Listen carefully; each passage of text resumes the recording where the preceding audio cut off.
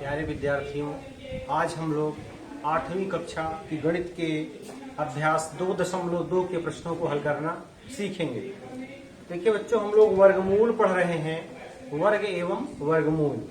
तो वर्गमूल ज्ञात करने की विधियों पर चर्चा हो चुकी। मैंने वर्गमूल ज्ञात करने की 3 विधियां हमने बताई: गुणनखंड विधि, भाग विधि और प्रतिरूप विधि। तो आज जो पहला प्रश्न है 2.2 का, वह कह रहा निम्नलिखित संख्याओं का वर्गमूल ज्ञात करिए। पहले प्रश्न में वर्गमूल ज्ञात करने की बात कर रहा है। कई पार्ट में यह सवाल है, दिया है 25, 64, 81, ऐसी कई संख्याओं का वर्गमूल पूछ रहा है, तो ज्ञात करिए। तो आज वर्गमूल, वैसे तो ये छोटी संख्या है, वर्गमूल आप ऐसे ही बता सकते हैं, लेकिन यह है कि कैसे आप वर्गमूल, थोड़ी सी और बड़ी संख्या होगी तो कैसे ज्ञात करेंगे, तो नियम और तरीके से हम हल करने की कोशिश करेंगे। देखिए पहले में 25 का वर्गमूल, 25 का वर्गमूल। तो 25 का वर्गमूल तो वैसे आप जानते हैं कि 25 का वर्गमूल 5 होता है, लेकिन जब हल करेंगे तो हम लिखेंगे कि 25 के अभाज्य गुणनखंड ज्ञात करने पर, अभाज्य गुणनखंड ज्ञात करने पर पहले आप इस प्रकार लिख लेंगे जो भी संख्या होगी। अब 25 बराबर 25 के इधर आप गुणनखंड कर लीजिए। वैसे तो आप जानते हैं कि 5 × 5 = 25 होता है। अब यहां लिख ले 5 × 5, और फिर एक जोड़ा यहाँ बना है। फिर आप यहाँ एक करनी बना लीजिए। इस करनी में 25 बराबर 5। अच्छा, ये करनी आप जानिए, यही वर्गमूल का चिन्ह है, इसे करनी कहते हैं हिंदी में। अगर करनी में कोई संख्या है तो आप उसका वर्गमूल ही आप समझिए। तो देखिए 25 के गुणनखंड हुए 5 × 5 में 2 गुणनखंड, और मैंने इस विधि में क्या है, जोड़े बनाए जाते हैं समान गुणनखंडों के। तो 5 का एक जोड़ा बना, तो एक जोड़े में से एक संख्या ही नीचे उतारी जाती है। तो 25 का वर्गमूल क्या आपने प्राप्त कर लिया? 5 प्राप्त कर लिया। तो इस प्रकार से आपका यह प्रश्न हल हो गया। मैंने 25 का वर्गमूल जो होगा वह 5 होगा, या उत्तर आ गया। सेकंड पार्ट इसका देख लीजिए। फर्स्ट पार्ट था, सेकंड पार्ट में कह रहा है 64 का। तो 64 81 का तो आप ज्ञात ही कर लेंगे। 64 का देख लीजिए, 64 का वर्गमूल। तो लिखेंगे 64 के अभाज्य गुणनखंड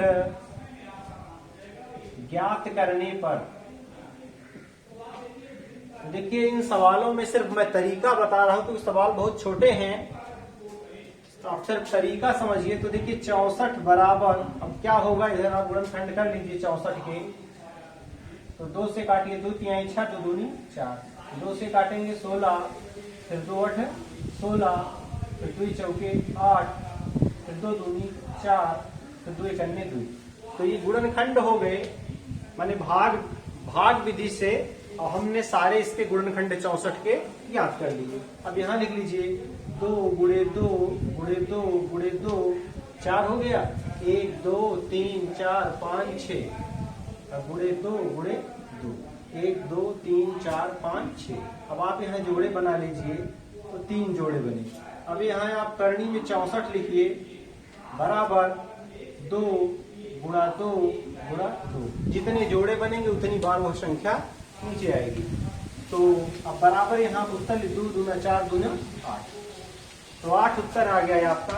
64 का वर्गमूल 8 हमने प्राप्त कर लिया। तो ये तो लगाने की विधि एक तरीके से बता रहा हूँ। किसी भी संख्या का वर्गमूल आप हल कैसे कॉपी पर करेंगे। तो जिस संख्या का वर्गमूल निकालना है, पहले आप लिखिए इस संख्या के अभाज्य गुणनखंड ज्ञात करने पर, और फिर उसके गुणनखंड आप भाग विधि से इधर निकाल लें, फिर उसके सामने लिख दें, फिर करनी में वह संख्या लिख करके और जोड़े जो बना करके वो संख्याएं आप नोट कर लें। बस इसका गुणा करते उत्तर आ गया। तो देखिए कुछ एक प्रश्न और इसके हम हल कर दे रहे हैं। 2 प्रश्न ये हल हो गए। तो इसी प्रकार से सारे प्रश्न आपके पहला प्रश्न माने ये पूरा हल हो जाएगा, और इसमें एक ही प्रश्न है ही, खाली यही एक प्रश्न है। अब देखिए कह रहा है 81, थर्ड पार्ट में पूछ रहा है 81 का वर्गमूल, 81 का वर्गमूल। यहां लिखेंगे, हल करेंगे 81 के अभाज्य गुणनखंड ज्ञात करने पर।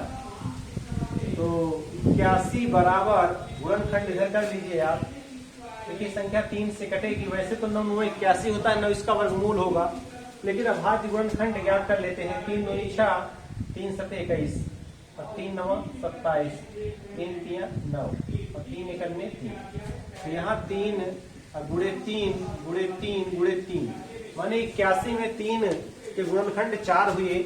आप इसके जोड़े बनाइए, फिर करनी में आप 81 लिखिए। 81 का वर्गमूल बराबर 3 गुणा 3 बराबर 9। हल हो गया यहाँ प्रश्न। तो बेहद ही आसान है। ऐसे ही आप छोटे छोटे सवाल खुद ही आप बनाकर कर सकते हैं। अब अगली संख्या है 100, फिर 169 है, 225 है, 400 है, 4900 है। तो चाहे जो कुछ भी हो सब हल कर लेंगे। तो अच्छा, एक देखिए संख्या इसमें 9वां जो प्रश्न दिया है, 9वें प्रश्न में मैंने 10 प्रश्न पूछा है। तो 9वें में दिया है कि 39 गुणे 39 का वर्गमूल। तो यहां देखिए, जब 39 गुणे 39 लिख दिया, इसका वर्गमूल पूछ रहा है, तो एक जोड़ा तो खुद ही यह बना है। तो इसका वर्गमूल 39 होगा। आप करनी में ऐसा लिख लेंगे 39 गुणे 39 बराबर 39, क्योंकि जोड़ा तो खुद ही इसने बना दिया है। अब आपको गुणनखंड करने की जरूरत नहीं। ऐसे ही 320 गुणे 320 का वर्गमूल पूछा है मैंने 10वें प्रश्न में कि 320 गुणा 320 का वर्गमूल, इसका वर्गमूल पूछा है। जब 320 गुणा 320 का वर्गमूल पूछा है, तो बस नहीं, करनी में ऐसे करिए 320 गुणा 320 बराबर 320। इसके बहुत गुणनखंड आपको करने की जरूरत नहीं। जब 2 टुकड़े खुद ही दे रहा है तो बस उसका जोड़ा बनाइए और आपका एक उत्तर हो जाएगा। गुणनखंड तो करने का कोई मतलब नहीं है। तो इस अभ्यास में 10 प्रश्न थे और 10 प्रश्न आप हल कर लेंगे। और गुणनखंड विधि से वर्गमूल ज्ञात करने की यही विधि है। कुछ संख्याएं आप अपने से भी बना करके वर्गमूल ज्ञात कर सकते हैं।